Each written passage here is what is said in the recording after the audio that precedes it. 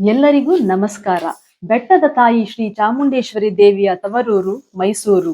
ನಾಲ್ವಡಿ ಕೃಷ್ಣರಾಜ ಒಡೆಯರ್ ಅವರ ಕನಸಿನ ಕೂಸು ಮೈಸೂರು.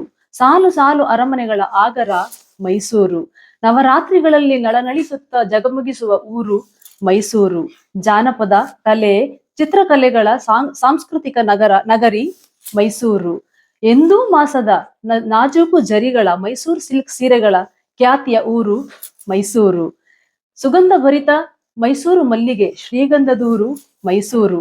ಬಾಯಲ್ಲಿ ನೀರೂರಿಸುವ ಮೈಸೂರು ಮಸಾಲ ದೋಸೆ, ಮೈಸೂರು ಪಾಕಗಳ ಪಾಕಶಾಲೆ ಮೈಸೂರು.